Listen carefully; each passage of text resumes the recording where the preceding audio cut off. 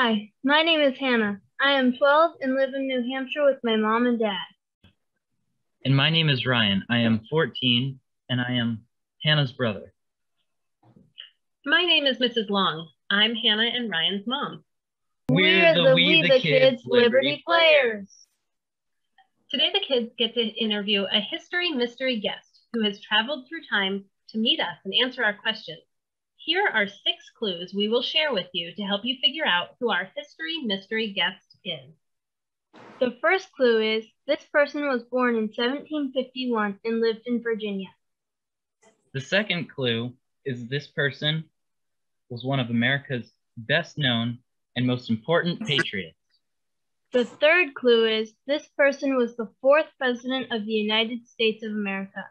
And the fourth clue is this person wrote essays defending the Constitution that were published in a book called the Federalist Papers. The fifth clue is, after the Constitution was adopted, this person became a congressman. And the sixth and final clue is this person is called the father of the Constitution. Do you know who today's history mystery guest is? We'll tell you, it's President James Madison. Mom, what do you know about President Madison? Well, James Madison was one of America's best known and most important patriots. He was so important, he became known as a founding father. America was originally ruled by a king from Great Britain. The king's name was George III, and Great Britain was the most powerful country in the world. In 1776, the American colonies decided they did not want to be ruled by this king because many believed he was a tyrant. America decided to present the king with a Declaration of Independence.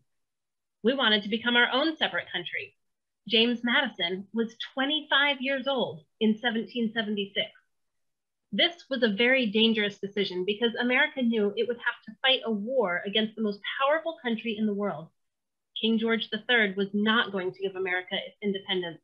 America fought 8 long and torturous years to achieve an almost impossible accomplishment. But we did it, and July 4th, 1776 is celebrated every year as Independence Day because of it. Is there anything else you remember learning about James Madison? Actually, yes. I remember learning that after the American Revolution, James Madison became heavily involved in developing the governmental system we use today. America's government system is defined by the United States Constitution. Mr. Madison loved his home state of Virginia, but loved his country more. He was best friends with Thomas Jefferson, our 3rd president. They would visit each other often as Jefferson lived just 30 miles south of Madison. Jefferson made Madison his Secretary of State for his 2 terms as president before Madison became our 4th president for 2 terms himself. I remember learning that Mr. Madison was a quiet man in public, but whenever he had something to say, everyone listened because they knew he was so smart. I also remember that he loved playing with his nieces and nephews, and he loved telling jokes. Wasn't Mr. Madison's wife named Dolly? Yes, James Madison married a woman named Dolly. She was the perfect partner for James, and they enjoyed lifelong love for each other. Speaking of James Madison, here he is now. Hello, President Madison. How do you do, Long family? It's wonderful to see you here today. It's good to meet you too. Ryan and Hannah have some questions they would like to ask you. Ryan, why don't you ask your question first? Okay, President Madison, where did you grow up and how did you receive your education? Well, I'm currently in the place where I grew up, which is in the Piedmont area of Virginia. It's the area where a lot of crops are grown to the east of the Shenandoah Valley and the Blue Ridge Mountains. And it's a place called Orange. And our estate is called Montpelier. You asked me, the second part of the question was about my education, I believe, Master Ryan. And I started quite early, thanks to my father, who was a rather wealthy man here in Orange County. And luckily, he had enough money to send me away to school when I was a very young boy, around 12 years old, 30 miles away. it was a boarding school where I stayed for a period of time with about a dozen other boys and learned what we might consider a classical education. The languages, including Latin, very important to learn Latin, very important to learn Greek, some French, Spanish, and others, and geography and arithmetic and mathematics and astronomy, the sciences, and everything that is going to prepare a young charge such as myself, being the eldest of the children of my mother and father, to move on to university, which I did after being tutored at home. Once I got older, there was a gentleman named Thomas Martin who came to Montpelier, and I studied right from home. And he prepared me for university. And it was his counsel, along with my father's, that recommended a school, but it was not in the state of Virginia, but at the time it was a colony of Great Britain. It was, in fact, in New Jersey, a little closer to your state of New Hampshire. And I must tell you that it's very rare that any Virginian that goes to university does not go to the College of William and Mary in Williamsburg. But you see, there was two main reasons where my father, Mr. Martin, and others thought that I would fare better up in the fresh air of New Jersey. One is disease. Williamsburg is on the Atlantic coast, and oftentimes there are deadly diseases that start on the East Coast, down in the South in the warmer climates, and move up the coast. And I have not been very healthy physically for the course of my life. And especially in my youth, they thought that if I was to catch something like typhoid or even dysentery or yellow fever or malaria or some of the other diseases that we do not know how to counteract, that my physical constitution, they would say, would not be able to hold up and I might expire. And the second reason was because of the progressive attitude of a particular college in New Jersey that divested itself from the others. You see, in my time, the churches were very important for people to relate to. And the Anglican Church, which was the official church of England, was the most common denomination. And William and Mary was an Anglican church. But up in the Northeast, of which you may not consider New Jersey Northeast, it is a bit on the cusp of the mid-Atlantic colonies or the Northeast. But the air is fresher, and there are some Scottish Presbyterians that seem to have relocated there. And a particular one came from Scotland, and his name was John Witherspoon, a signer of the Declaration of Independence. And he was known for his great oratory and all of the theories that he brought over from Scotland about a certain frame of thought, shall we say, that is termed Enlightenment thinking. And the enlightenment that we discovered about men was that we can take charge of our own futures simply by the use of our brains and our reason, irregardless of the denomination of our religion. And he had gained quite a reputation for teaching theology officially, as he was a minister. But his knowledge of the Enlightenment principles were very thorough. And my father and Thomas Martin, a graduate of the College of New Jersey in Princeton, recommended that maybe I should go there. And I concurred and set off to the College of New Jersey to a four-year program, which I matriculated at sophomore and graduated officially in 2 years, but didn't know exactly what I wanted to do. So I stayed around for another 6 months or so, studying directly under Dr. Witherspoon. And since it was officially a theological seminary, I decided to give some attention more to religions and theology and the study of the language of Hebrew. And I will give you one specific reason why I wanted to study religion. Back in 1774, there was an example of some religious persecution that I witnessed. Now, this was after my studies were over, but I was able to draw on the memory of my studies when I saw that some Baptist ministers were put behind bars simply for preaching without a license and not having the freedom to share with other people what their belief in God was. And I thought that that was foundationally and fundamentally wrong. And I have carried that throughout my lifetime. So I suppose that would be the answer to both parts of your question. That's so interesting. Thank you, President Madison. Okay, Hannah, what question did you have for President Madison? My question is, I have heard many citizens wanted to remain a colony of Great Britain. Why were you a patriot? Well, that is a very good question, because many of our citizens were what we called loyalists, meaning that they remained loyal to King George III. After all, we were technically colonies, 13 of them, of Great Britain. Great Britain, as you had mentioned before, Mrs. Long, the most powerful country in the entire world, had colonies all over the world, of which our 13 colonies were only a part. And what we decided was that those that defined ourselves as patriots came to the conclusion that King George III was a tyrant, but not everyone believed that. But he had demonstrated some principles, policies, and actions that most of us, many of us, had decided were too tyrannical. They were too heavy-handed.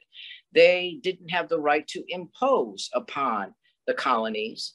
We had been enjoying many, not many decades, but over a decade, going on 2 decades, which would be 20 years of independence. Don't forget that England, Great Britain, is 3,000 miles away across the Atlantic Ocean. And we didn't have any representatives in their governing body of parliament. We always had our own local citizens at the local level decide particular cases. We couldn't have a trial by jury. We had taxes imposed upon us without our consent. We had other things that added up to 27 items that Thomas Jefferson wrote about in the Declaration of Independence that Mrs. Long also mentioned, that came to the conclusion that George III was a tyrant. And since he was not going to let go and continue to impose these oppressive taxes, that we were going to have to fight a war to gain our independence. And I decided that I was going to agree with my good friend Jefferson. And I sided with the Patriots, joined my father's Orange County militia. Did not serve in any military capacity, however, but served with this muscle up here in my brain. I have another question for you, President Madison. I heard you didn't fight as a soldier. Why is that? Well, that harkens back to something that I mentioned earlier, my physical constitution. I'm not a very large man, and quite honestly, it was too vigorous for me to handle. I did do some drilling and got a rather symbolic title as a colonel of the Orange County militia because my father was the official colonel. But you are correct, I did not fight. And for that, I am sorry. So I contributed with, as I said before, up here, this muscle in my brain, and served in the Virginia state level legislature before moving through my career. President Madison, what did you do instead to prove you're a patriot? Well, I suppose I started that answer by answering Master Ryan's question. I really liked, from my university studies, the concept of governmental systems around the world. I could have gone into the law. I did read a little law, but I didn't find that that interested me. I didn't want to go into medicine, and I knew that my voice would never carry beyond the first row if I was to be a minister. So I decided to study governmental systems, and other people noticed that. So I went into the colonial legislatures and then the state level legislatures under our first governor, Patrick Henry. I have another question too, President Madison. What was it like to be in Philadelphia, the convention that produced our U.S. Constitution? I heard the proceedings were done in secret. Why was that? Well, you are correct, Miss Hannah. The proceedings were done in secret, and we are jumping far ahead in time now to the year 1787, which marks the time when we went through those 8 long and torturous years of war to call a surrender and then to work diplomatically overseas with Dr. Franklin in France to bring home a treaty from Paris to declare the official peace. But then you see the year was only 1783, and we're talking about 1787, aren't we? Well, that's 4 years of trying to be on the world stage as the United States of America when the states were more interested in identifying with their own hometowns and their own home state and giving up the sovereignty, the ability to control what was going on at the local and state level was a very, very different concept. And many, many people did not put any confidence in the idea that we could unify and become the United States of America. And instead of 13 colonies, to become 13 states, we would become one giant country of the United States of America. Quite literally, what I remember about the summer of 1787, it was very, very hot. And the proceedings, as you mentioned, were conducted in secret. And that was because the presiding member, before he became our first president of the United States, he was the president of the convention that we called to bring the delegates from all over the states at the time, except for Rhode Island. I don't know if you want to get into that, but we had 12 states represented. Rhode Island did not participate in the deliberations that produced our governmental system that we use today. But it was very, very hot, and the windows were closed because President Washington felt, and others agreed, including myself, that if this governmental system that we were trying to develop from scratch were to get out to the newspapers and to the public, it would actually create a panic. Because what we were trying had never been done in the world before. And even though he had gathered the smartest men that we could find from all 12 of those states, we really did not know what we were doing. We tried this, we tried that, we bantered back and forth, and it all became a debate. And we found that we had differing opinions on things, and we had to work it out. So if it was public, people would have lost confidence in who they believed were the smartest men to represent them. So we decided that we better keep it in secret, because if it had any chance of success, we would have to change our mind many, many times. Why do you think people call you the father of the Constitution? Yes, well, you've caught me a little off guard, Master Ryan, because I am not a boastful man, and I would be rather embarrassed to hear that I'm the father of the Constitution, because the 39 men who finally signed the final version of the document were all in it together. But I proffer that the title that you unofficially profess might be because there were others that said that I came the most prepared.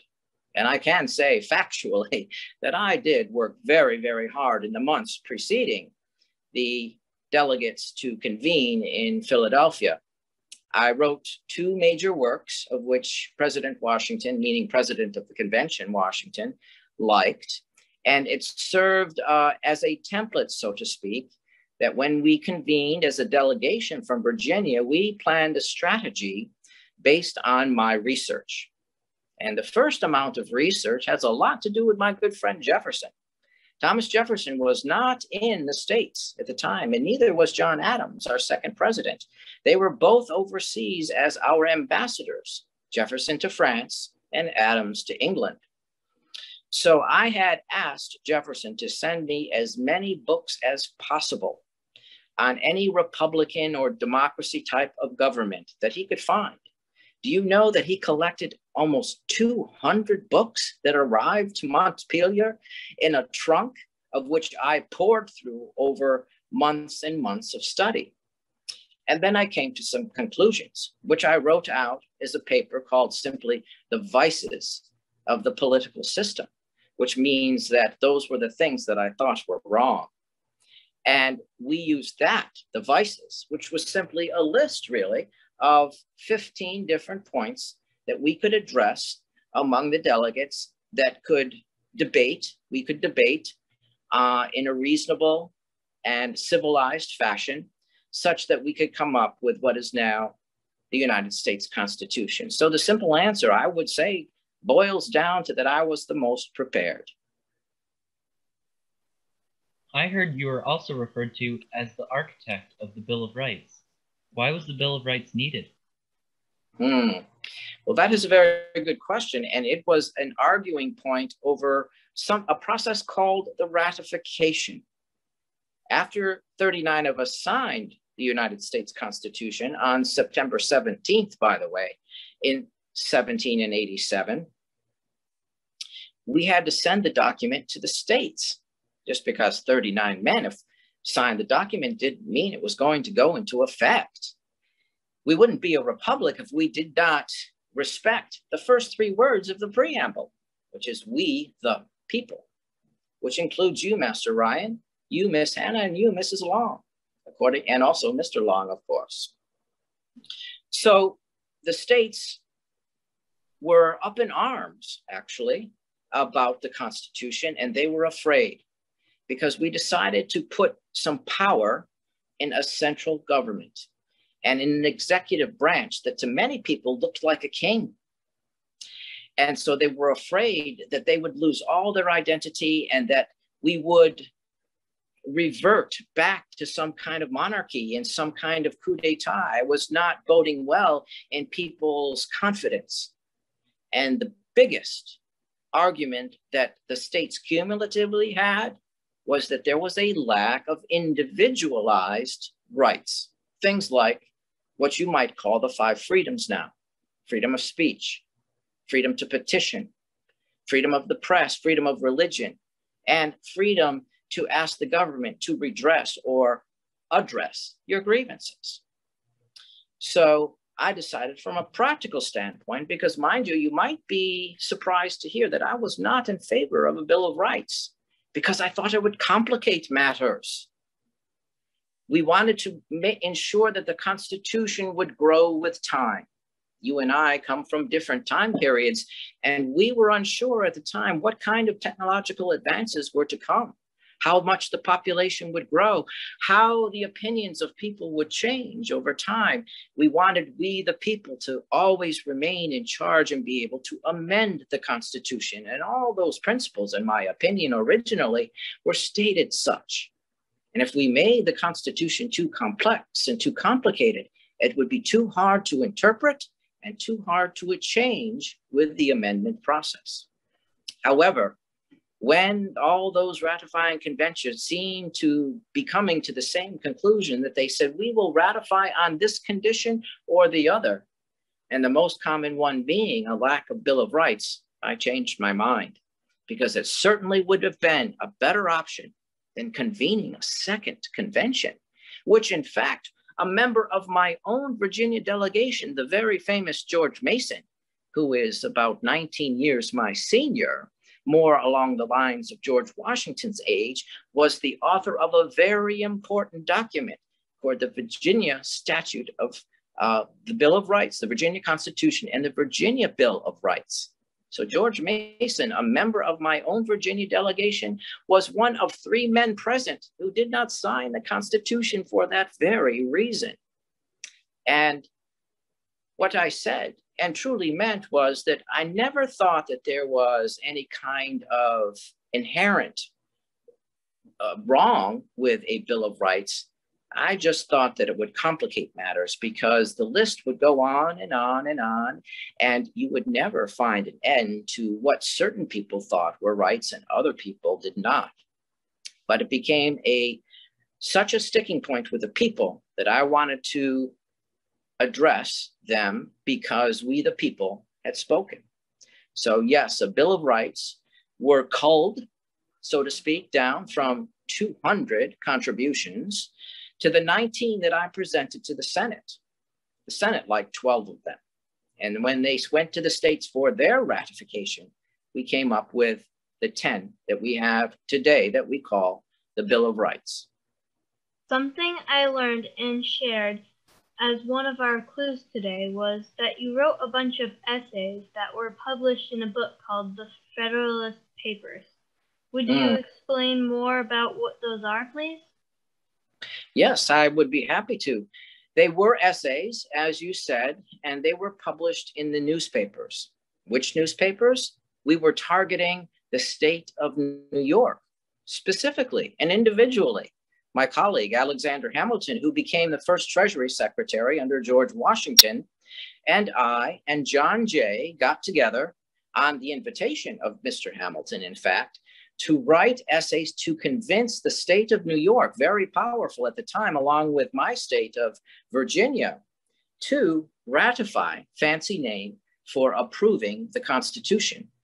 Their governor, George Clinton, was an ardent, what we called anti-federalist, and he was a states' rights man. And New York, being so powerful as it was, he did not want to risk relinquishing any of that power that New York had had. So New York as a state was not going to ratify the Constitution. So it was an opinion editorial type of campaign that Mr. Hamilton wanted to start. And I was privileged to contribute 29 of those essays. Mr. Hamilton, I believe, contributed about 51, and John Jay, because of a sickness that he had, bad rheumatoid arthritis, could only submit 5 essays at the very beginning and later at the very end. They totaled 85 essays. And midway through writing these essays, they began to percolate down the coast all the way down to Georgia, and they were being published in the newspapers. I was requested by His Excellency, General George Washington, our first president himself, if I would send the essays down to Richmond so they could be printed in those papers, because Virginia was not likely to ratify the Constitution either. And here is something I've been very excited to tell you. It was your state, Mrs. Long, your state, Master Ryan, and your state, Miss Hannah, New Hampshire, was the one that officially got the full ratification of our United States Constitution, because our Congress wanted 9, not just 7, which would have been technically the majority, but what we called a supra majority of 9 states to approve the Constitution before it would become official. And New York and Virginia were playing the waiting game. And when New Hampshire signed, Virginia came along next. At the calling of my constituents, I hurried down to my own state of Virginia and argued against the very famous Patrick Henry, the governor that I served for his very first term as our governor in America, who was very much against the Constitution. He is sometimes known as the founding father, I hear, in your times, but we all did not agree. He did not come to Philadelphia with George Washington and George Mason and other of my colleagues. He said he smelled a rat, they say. And he was not a proponent of the Constitution. He was a very difficult man to argue or debate with because he had such charisma. I have no charisma. I have a small voice, but I have reason, and I have a lot of education behind me that the men of reason, because of the Enlightenment principles that we all believed in, somehow decided they would listen to me anyway. And I won those debates. Virginia ratified, followed a month later by New York, largely because of the Federalist essays that you refer to. Now, when they were published in a book, it was partway through the process, and it was technically simply called the Federalist. And then when we got them all finished, then a second volume of the Federalist was published after that. After our Constitution was adopted, you became a congressman. Didn't President Washington want you in the Senate? Well, you're right, he did. I rather thought that the Senate would be a place for me as well. But the same man, Patrick Henry, decided that he would try and keep me out of the national government completely.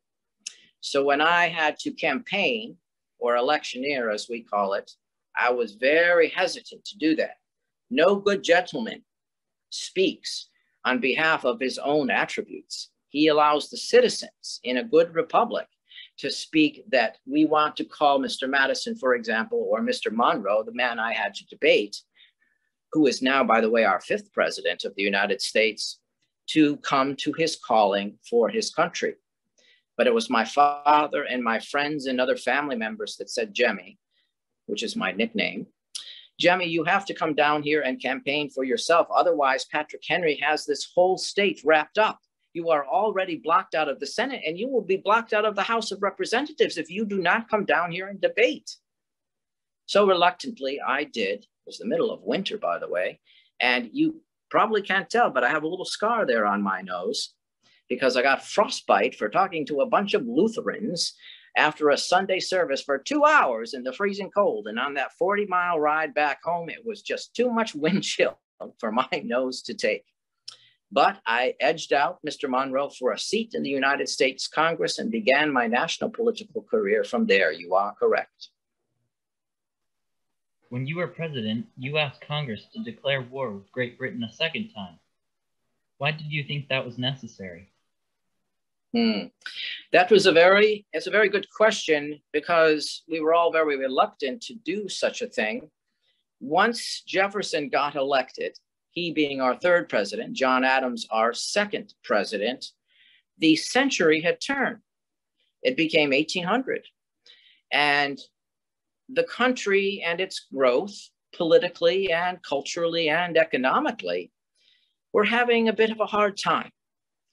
And part of what we were observing was that England, or Great Britain, in fact, was not adhering to the terms of not one, but 2 treaties. The treaty that ended our war for independence in 1783 had stipulations that Great Britain was continuing to ignore. So Mr. Jay, our first Chief Justice in the judiciary, he was sent over to England in 1795. He came back with a treaty that became known as the Jay Treaty. And still, Great Britain was not adhering to those principles that they agreed to in the treaty. And it became very clear in my presidency, by the time it was the end of my first term, that I simply felt that economic sanctions were no longer going to be effective. We had tried since Jefferson's first term at the turn of the century to have particular embargoes and imposts and import duties levied on Great Britain to no avail. So I felt a bit trapped in the corner, and I simply stood on principle. If Great Britain is not going to adhere to these treaty principles, we are going to have to declare war. But it was not I who did so. I had to ask Congress to do that according to the United States Constitution. It only took them about a week. They concurred, we made an official declaration, and yes, we were again at war. President Madison, do you have any words of advice for our kids today? Oh, yes, I suppose I do. Having spent almost 40 years in the service of my country, I would want the children of all our patriots to understand a very important thing. This republic that we have now under the United States Constitution is not a guarantee by any means. In fact, if we do not have an active citizenry every single generation to maintain not only the tenets, but the principles and the character traits required of the men that are elected to governmental positions, history will show that our governmental system will disintegrate in some probably violent way. And so therefore, the recommendation would be the high recommendation, because I will tell you that President Washington himself thought that our government system would only last for 20 years. Well, it's been much more than that.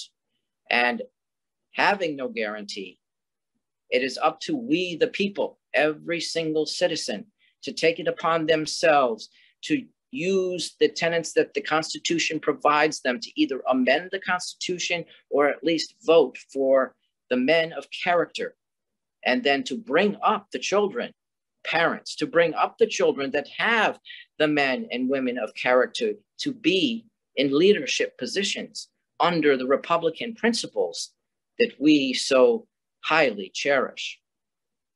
And I say that so truly, truly from the heart. Thank you for your advice, President Madison, and thank you for your lifelong devotion to our country. It's easy to see why you are considered a founding father. Well, thank you very much. I will continue to serve my country for the rest of my days. Good day to you. Goodbye, President Madison. I wish you joy of the day. Join us again and find out who our next History Mystery guest is. If you'd like to be a We the Kids Liberty player, let us know. You can contact us at wethekidteam@gmail.com.